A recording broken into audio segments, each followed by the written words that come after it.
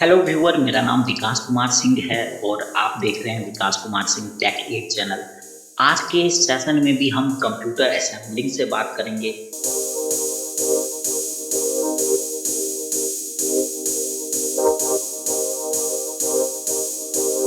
तो मैं फटाफट कंप्यूटर असेंबलिंग के लिए हमने अभी से पिछले सीरीज में बात किया था कि कंप्यूटर जब भी हम असेंबल कराते हैं तो हमें 6 चीज़ों की एकदम ज़रूरत पड़ती है: motherboard, processor, RAM, SMPS, graphic card और हार्ड डिस्क। इन 6 की ज़रूरत पड़ती ही है। हम चाहे नॉर्मल कंप्यूटर असेंबल कराए या हाई एंडेड कंप्यूटर असेंबल कराए, किसी भी तरह का कंप्यूटर हो, हमें इन चीज़ों की ज़रूरत पड़ती है। मैंने इन सभी टॉपिक पे डेडिकेटेड वीडियो बना के अपने चैनल के कंप्यूटर रिलेटेड प्लेलिस्ट में रखा हुआ है। आप जाके सभी का डेडिकेटेड वीडियो देख सकते हैं। आपको समझ में भी आएगा कि मदरबोर्ड क्या होता है, प्रोसेसर, रैम, हर चीज़ की जानकारी बेसिक से दी हुई है सभी के डेडिकेटेड वीडियो में। अगर आपके पास थोड़ा सा भी नॉलेज है कंप्यूटर का तो आप किसी एक वीडियो को भी पकड़िए, आपको समझ में आना शुरू हो जाएगा कि क्या है। क्योंकि ये सीरीज ऐसी है कि अगर आपने एक वीडियो देखा तो आपका मन करेगा कि हम दूसरा तीसरा सभी वीडियो देखें। तो इसी हिसाब से ये वीडियो बनाई जाए। तो हमने पिछले सेशन में बताया था कि कंप्यूटर असेंबल करने के लिए क्या क्या चीज़ें चाहिए, कहाँ कहाँ से लेते हैं, कैसा लेते हैं, क्यों ऐसी ज़रूरत पड़ती है। हर चीज़ मैंने पीछे की सीरीज में एकदम डिटेल में बता के समझाया हुआ है। तो हर चीज़ देखिए, जहाँ तक मुझे समझ में आता है एक ही चीज़ पे आके रुक जाती है, वो है मनी। अगर आपके पास मनी है तब तो आप कुछ भी ले लीजिए, आपके लिए सब राइट है। लेकिन नॉलेज भी मनी के बराबर ही पावरफुल है। तो नॉलेज का भी होने से अगर हम नॉलेज को यूज़ कर लेते हैं मनी की जगह पे, तो भी हम अच्छे चीज़ों को असेंबल कर सकते हैं। जो चीज़ लोग मनी खर्च करके भी नहीं कर पाते हैं, हम नॉर्मल चीज़ों में ही वो चीज़ें कर लें। तो जैसे आप जानिए, जैसे मदरबोर्ड होता है तो ये कंपलसरी होता है कि मदरबोर्ड हम खरीदते हैं तो हम मदरबोर्ड एक न्यू ही खरीदें। ठीक, मदरबोर्ड हमें न्यू इसलिए खरीदना पड़ता है क्योंकि मदरबोर्ड में बहुत सारे कंपोनेंट होते हैं और वो कंपोनेंट धीरे धीरे पुराने हो जाते हैं। अगर मदरबोर्ड हम बंद कर देते हैं, यूज़ नहीं करते हैं, तो उनके अंदर में जो इलेक्ट्रिसिटी है, इलेक्ट्रॉन है, जो कैपेसिटर वगैरह है, वो सभी डेड हो जाते हैं। हालांकि उन्हें बहुत ही ऐसे बनाया होता है मदरबोर्ड के सारे कंपोनेंट को कि वो अधिकतर दिन तक चल सके। लेकिन अगर बंद हो जाती है तो फिर वो बंद हो जाती है, वो डेड हो जाती है, उसके बाद उसे ठीक करना भी पॉसिबल नहीं होता है। इसीलिए मदरबोर्ड हमेशा न्यू ही लेना चाहिए। रही बात प्रोसेसर की, तो प्रोसेसर जो है, प्रोसेसर कभी खराब नहीं होता है। मैंने अपनी ज़िंदगी में ऐसा बहुत कम देखा है कि प्रोसेसर खराब हो। तो मदरबोर्ड में हमें पैसे लगाने ही पड़ते हैं नया मदरबोर्ड लेने के लिए। साथ ही प्रोसेसर, अगर आप पैसे वाले हैं तो आप न्यू भी ले सकते हैं और ओल्ड भी आप ले सकते हैं। प्रोसेसर खराब नहीं होता है। और ओल्ड प्रोसेसर और न्यू प्रोसेसर में देखिए कितना बड़ा डिफरेंस होता है। ओल्ड प्रोसेसर और न्यू प्रोसेसर में ये डिफरेंस होता है कि कोई फर्क ही नहीं पड़ता प्रोसेसर आपका न्यू हो ओल्ड हो, प्रोसेसर बस वर्किंग स्टेट में होना चाहिए, दैट्स इट। अगर मान लेते हैं कि अगर हम कोई प्रोसेसर खरीदते हैं, उसका कीमत नया 15,000 रुपीज़ का है, और वही अगर हमें सेकेंड हैंड लेते हैं, किसी दूसरे मदरबोर्ड से ओपन करके लेते हैं या किसी दुकानदार के पास पुराना है और हम उस प्रोसेसर का यूजबिलिटी जानते हैं, हम जानते हैं कि उससे हम क्या क्या चीज़ पे काम कर सकते हैं, तो वो प्रोसेसर देखिए हमें 3,500 4,000 के आसपास में ही मिल जाता है। आप सोच लीजिए 15,000 का प्रोसेसर में हम 3,500 ही लगा रहे हैं, मैक्सिमम 4,000 जाता है। और दुकानदार भी ऐसा चाहते हैं कि जो हमारा प्रोसेसर है वो रुका पड़ा है, उसको हम सेल कर दें। ऐसे बहुत सारे पुराने प्रोसेसर हैं जो कि दुकानों पे होते हैं, ओल्ड दुकानों पे होते हैं, जो सेकेंड हैंड चीज़ देते हैं, कंप्यूटर असेंबल करके देते हैं, वो ऐसे चीज़ें रखते हैं मार्केट में। इन्हीं जानकारी को जुटाने के लिए हमें बहुत समय लगता है, इसीलिए हमारा वीडियो कभी 3 दिन कभी 4 दिन लगता है।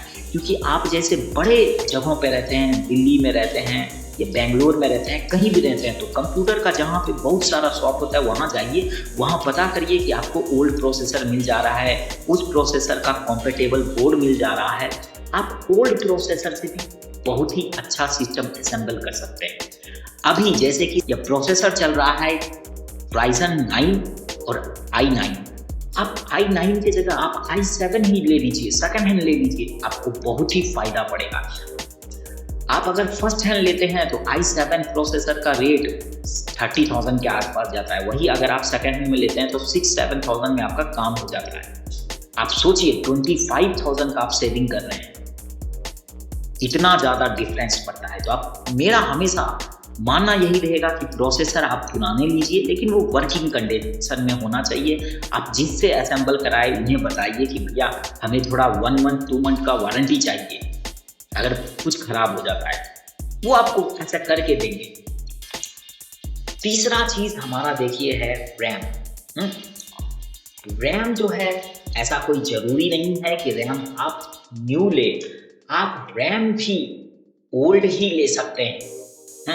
अब देखिए प्रोसेसर यहाँ पे मैं हटा दे रहा हूँ न्यू को, मैं यहाँ पे प्रोसेसर और रैम हमेशा रेकमेंड करूँगा कि आप ओल्ड ही लीजिए, क्योंकि ये कभी खराब नहीं होते हैं, ये हमेशा चलते हैं। अगर नया रैम का कीमत आपको मिलता है करीब 1000 रुपीज़, मान लेते हैं 8 GB के रैम का कीमत 1000 रुपीज़ आ जाता है DDR4 DDR5, तो आपको इसका कीमत बिल्कुल हाफ आ जाएगा, या मैक्सिमम ज़्यादा से ज़्यादा ये जाएगा तो 600 जाएगा अगर आप ओल्ड पीस लेते हैं। इस हिसाब से आप अपने बहुत सारे पैसे बचा सकते हैं, आप बहुत सारा चीज़ कर सकते हैं। एक और चीज़, SMPS भी आप, अगर आपके पास पहले से है तो ठीक है, नहीं तो SMPS पावर सप्लाई है, ये मैं हमेशा आपको रेकमेंड करूँगा कि ये आप न्यू लीजिए। मदरबोर्ड SMPS न्यू लीजिए, प्रोसेसर रैम आप ओल्ड लीजिए। SMPS ज़्यादा महंगा नहीं चाहिए, ज़्यादा लाइटिंग वगैरह के चीज़ों पे नहीं चाहिए। SMPS का काम है पावर सप्लाई करना। आप देख लीजिए 4000-3000 में ही आपको एक मिड रेंज का SMPS आ जाएगा, आप उसी को यूज कीजिए, लेकिन वो न्यू लीजिए, क्योंकि SMPS में भी कंपोनेंट रहते हैं मदरबोर्ड के जैसे, वो भी मैं चाहता हूँ कि आपको न्यू ही मिले, क्योंकि अगर वो भी रखे रह जाते हैं तो वो धीरे धीरे डेड हो जाते हैं, फिर धीरे धीरे यूज करते करते ही खराब हो जाते हैं, आपको पता भी नहीं चलेगा। इसलिए आप SMPS एकदम न्यू लीजिए। ग्राफिक कार्ड के लिए आपको मैं रेकमेंड करूँगा कि ग्राफिक कार्ड आपका ओल्ड कंडीशन में अगर रहा तो वो आपको सस्ते मिल जाएंगे। ग्राफिक कार्ड वर्किंग कंडीशन में होना चाहिए, ठीक। ग्राफिक कार्ड भी बहुत महंगे आते हैं। ग्राफिक कार्ड जो नए नए जो होंगे वो आप किसी भी रेंज का देखिए, उसका अगर रेट हो जाता है 12,000। एक मिड रेंज का ले लेते हैं 12,000, हालांकि 4 GB 6 GB कितने भी GB से हमारा काम चल जाता है। वही आप अगर सेकेंड हैंड लेते हैं तो वो आपको 3000 के आसपास ही पहुंचेगा, तो ज़्यादा नहीं लगाना पड़ता है। तो इस हिसाब से, लेकिन ग्राफिक कार्ड में भी आपको देखना पड़ेगा, कंपोनेंट उतने नहीं रहते हैं ग्राफिक कार्ड में, लेकिन ग्राफिक कार्ड को कंफर्म करना पड़ेगा कि ये वर्किंग कंडीशन में है। रहा बात हार्ड डिस्क का, हार्ड डिस्क मैं आपको रेकमेंड करूंगा कि हार्ड डिस्क आप ओल्ड लीजिए। ओल्ड इसलिए लीजिए क्योंकि हार्ड डिस्क भी खराब नहीं होते हैं, हार्ड डिस्क भी वर्किंग कंडीशन में होना चाहिए। हार्ड डिस्क अगर हमारा काम कर रहा है, वर्किंग कंडीशन में है, तो आप एकदम लीजिए। जैसे एक नए हार्ड डिस्क का हम रेट ले लेते हैं, जैसे कि 5000 रुपीज़ है एक नए हार्ड डिस्क का, मान लीजिए 500 GB का ही या 1 TB का ही 5000 है। अगर आप यही चीज़ अगर आप ओल्ड ढूंढ लेते हैं, ये आपको 2000 में 1 TB तक मिल जाता है।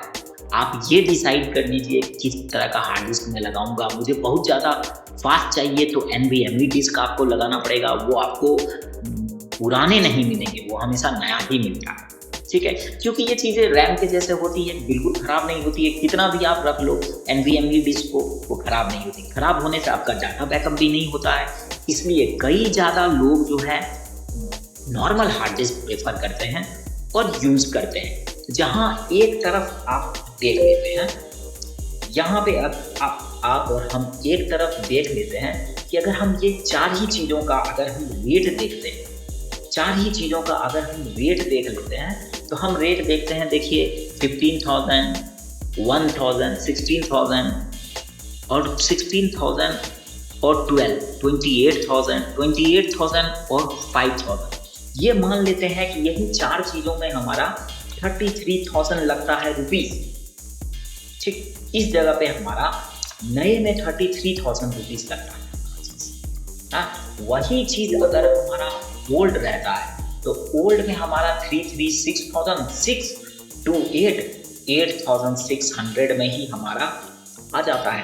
तो मार्जिन बहुत ही ज़्यादा है। अगर आप 33,000 रुपीज़ खर्च करना चाहते हैं कि 8,000 रुपीज़ करना चाहते हैं, दोनों काम वही करेगा। खाली आप इस चैनल को देख के जान पाइएगा कि कम पैसे में हम कितना अच्छा से अच्छा चीज़ कर सके। तो यहाँ 33,000 और 8,600 दोनों बराबर ही हो गए हैं। आपके ऊपर निर्भर है कि आप कितने पैसे वाले हैं, किस तरह से आप चूज करते हैं अपनी चीज़ों को। ये चीज़ें यहाँ पे ऐसी हुई है कि जिनके पास पैसा है वो 33,000 रुपीज़ खर्च करेगा, लेकिन जिसके पास पैसा नहीं है, वो जिसके पास नॉलेज है, वो सिर्फ 8,600 में वही चीज़ें मार्केट से ले लेगा और अपना काम कर देगा। मुझे देखिए, मैं ये जो वीडियो बना रहा हूँ अपने सिस्टम पे, मेरा मदरबोर्ड, प्रोसेसर दोनों के दोनों ओल्ड हैं और 4,000 में मैंने लिया है, क्योंकि मेरा भी पुराना जो प्रोसेसर था, मदरबोर्ड था, वो ख़राब हो गया है। मदरबोर्ड ख़राब हो गया तो प्रोसेसर भी रखा रह जाता है, इसलिए हमारा ये चीज़ ओल्ड है, सिर्फ 4,100 रुपीज़ का आया। तो इस हिसाब से अगर आप अपने नॉलेज को यूटिलाइज करते हैं तो आप कम से कम पैसे में बहुत ही अच्छा चीज़ मार्केट से ले सकते हैं। तो आज के सेशन में इतना ही रखते हैं। हम मिलते हैं किसी नए वीडियो में, किसी नए सेशन में, इसी तरह की नई जानकारी के साथ। Thank you.